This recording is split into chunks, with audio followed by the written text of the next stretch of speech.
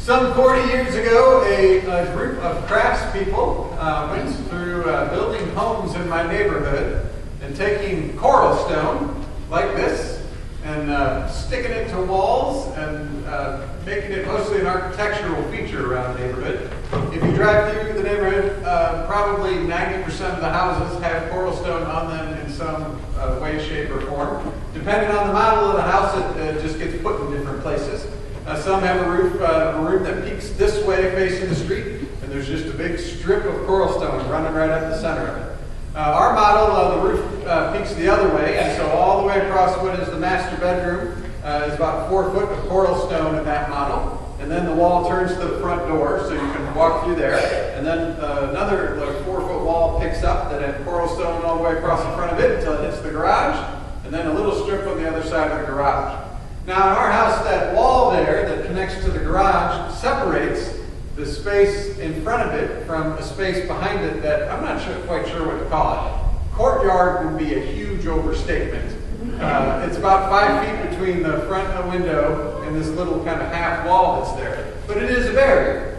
It's a block wall that has this coral stone all stuck to the front of it, and those craftspeople took mortar and stuck it to these big heavy stones and smaller ones, and they just did this all over the place. But those barriers, like we have, it separates what's on the one side of it from the other side. So we have one little milkweed plant that gets caterpillars every year. It's kind of sad looking, but you can't see that because it's behind the barrier, and when you're out in front of that barrier, you can't see what's on the other side. Barriers like coral stone walls are meant to separate one space from another.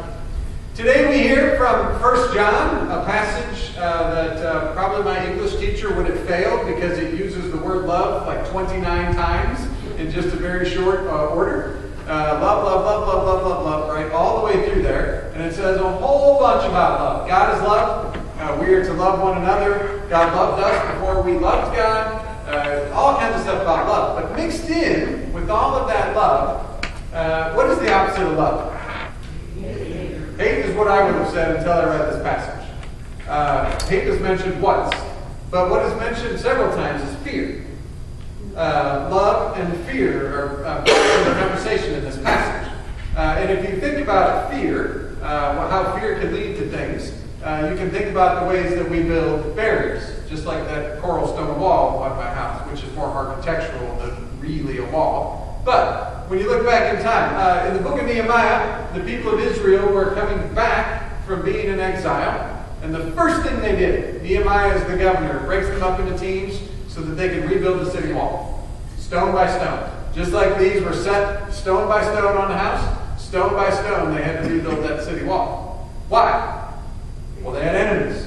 That part of the world has been in war for a long, long time, and so it made sense to build a stone by stone wall all around the city to keep those enemies out and to keep yourselves in and safe. So every stone that went into the wall was driven by fear. And some of those fears are legitimate, right? Those enemies would come and attack. So they built this wall to protect themselves from those on the outside. And that fear is what drove it. You can fast forward through history. We mostly stopped building city walls because they didn't really work all that well after a while. But you get to World War II, and after that, we built a wall of Berlin to separate East and West. And why was that there? Well, the communists were people to be feared. And the communists feared the other side, right? So you build this wall out of fear that then drives these other behaviors. And you can go into other places that we build walls that might be physical walls, but sometimes the barriers are legal. We build legal protections to protect us from others. And sometimes they're just things we come up with on our own. When I was in second grade, my school had 2 second grade classes.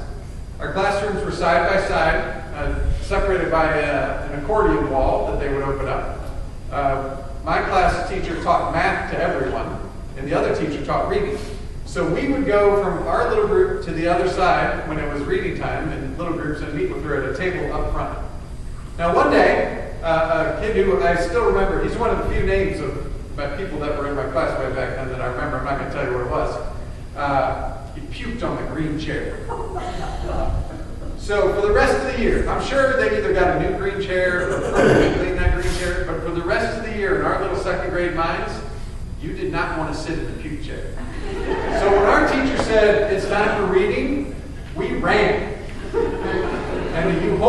be the last one there.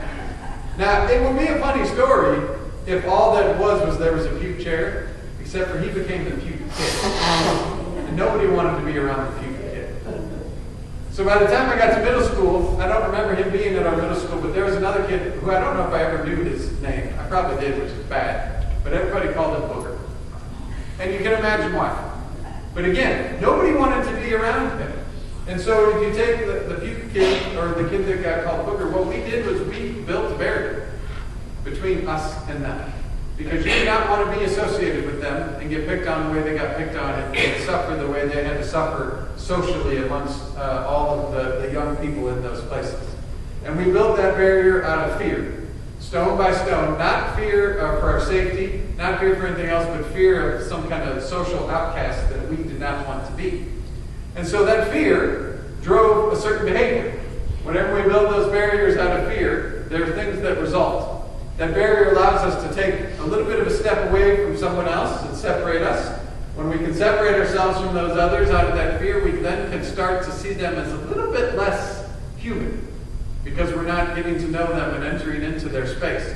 And if we can see them as just a little bit less human and keep that barrier in place, then we can start to treat them differently. So this passage tells us that fear leads to punishment. You can bet that those two felt like they were punished. Punished because of who they were or what they did, even though neither of the things that happened to them were like intentional misconduct or anything that they did. So here our fear leads to their punishment. And sometimes then that fear can even lead to hate, because we start to distance ourselves. So the opposite of love maybe isn't hate, but hate is a symptom of the fear that it is there that we live with when we build these barriers between ourselves and others. And it doesn't stop in elementary and middle school. I've seen neighbors that are outcast from the rest of the neighborhood. I've been in offices where there's an outcast in the office that nobody wants to work with or be around. We have in our culture whole groups of people that we cast out and say, we don't want those people around us. It's still, in many places in our country, not safe to be an openly LGBTQ person, because there is a fear there that then drives punishment or hate that comes out in certain ways.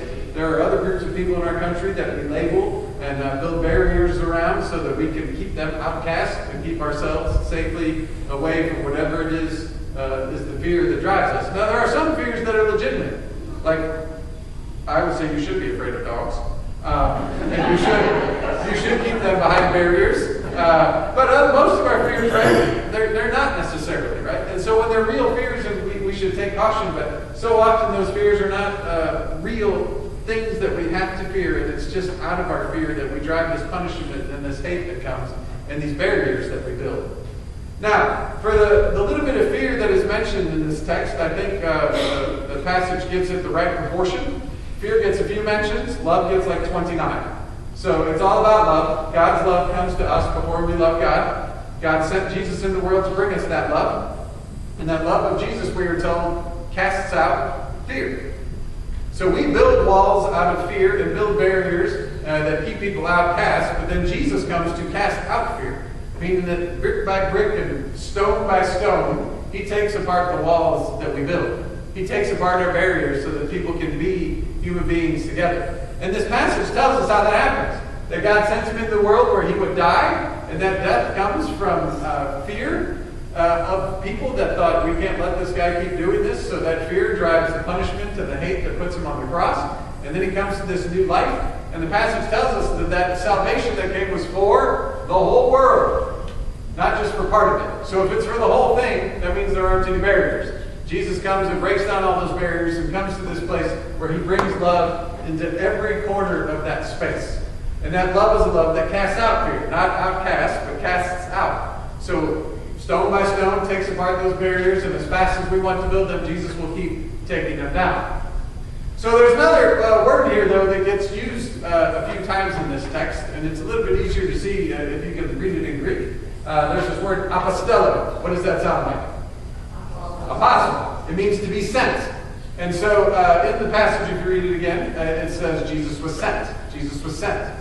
So Jesus was sent among us to bring this love that came to us before we loved God, and we're supposed to share it with one another. And Jesus was sent to bring that to us. And my favorite little phrase in the passage that we heard today is that it says that as Jesus, it says as he is, talking about Jesus, so are we in the world.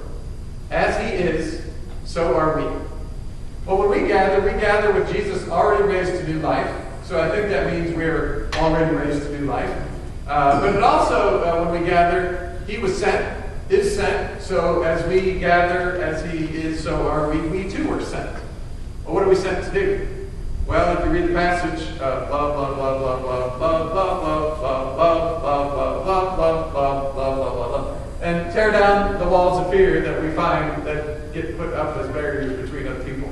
And the idea of us being sent to tear down those barriers and to carry love into the world has become especially keen for me in the past few months. And it's come this way. I've spent all of my life in Lutheran churches, and in particular in churches where all really probably means all, and grace is proclaimed, and the table was opened, and I never experienced a church that I was part of on a regular basis that didn't talk about God's love and God's grace and forgiveness in ways that were just very inviting and wonderful, just like this passage talks about this love.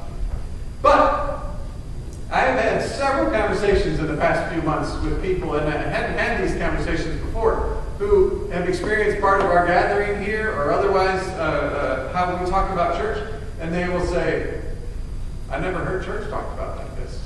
I never heard God talked about like this.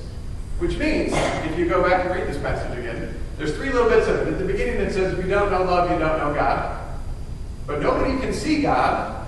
And then it comes back around at the end to talking about those that hate and don't love their neighbors don't know God.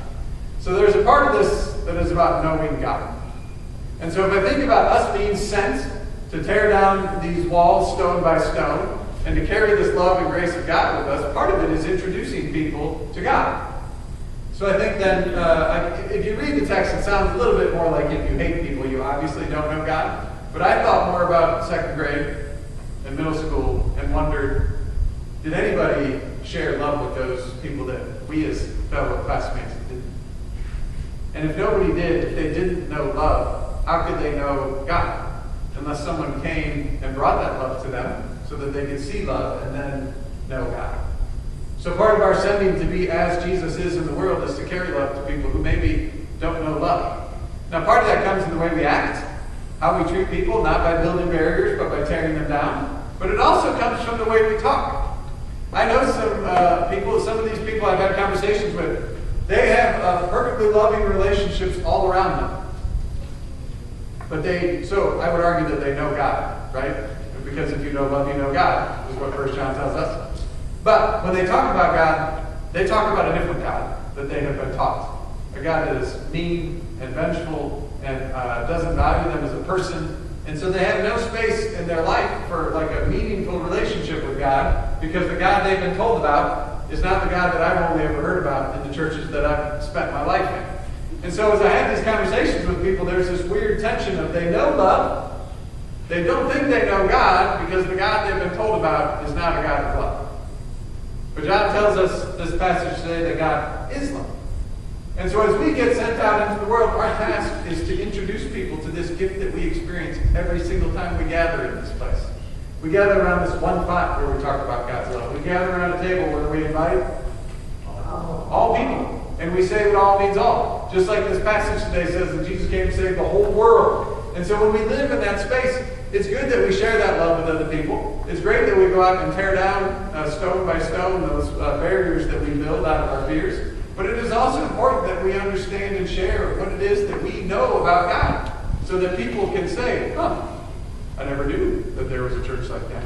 I didn't know there was an understanding of God, even though many of them know God already because they know love. So we then that way become people that connect dots, tear down walls, carry love with us. Are we going to do that perfectly? Not a chance, right? But Jesus keeps tearing down our walls and just keeps coming to us again and again. So we decided to take all this was on my house a couple weeks ago. I know the effort that went into putting them on because I had to take them off. And we chose to take them off. Some of them came off very easy when we tear down these walls. Sometimes the barrier you have between another person, you get to know them a little bit, and all of a sudden you see them as a full human being, and you have something in common, and all of that falls away. And some of these really just fell off the wall. But others of them I had to hammer and chisel and hammer. I broke the wall in a couple of places, the block. Some of them, it took a lot of effort to get off. And some of them I had to grind off, some of the mortar. Like, it was messy, the whole thing. And this is the thing about love, is it's messy. We carry it into the world. We introduce people to God as best we can. But then new life comes out the other side. So all of this now is, we have a wonderful flower bed in the front that has been lined with stone that used to be out of the house. There's a whole one all the way across the backyard that's now lined with stone that used to be on the house. And there's a bunch of extra, like this one on the side, that we will find a home for yet. But all of it means that our stone has been repurposed. Repurposed to places that now are places of growth and life. And our task as the church is to go trusting that Jesus has already loved us despite what we do. To share that love, to tear down barriers, and trust that our fears can get repurposed into new love that is shared with other people so that they too might know the grace that we gather in every single time we're here, and trust that God loves them just for who they are, because we can love them for who they are, because Jesus already did that for us. Amen? Amen.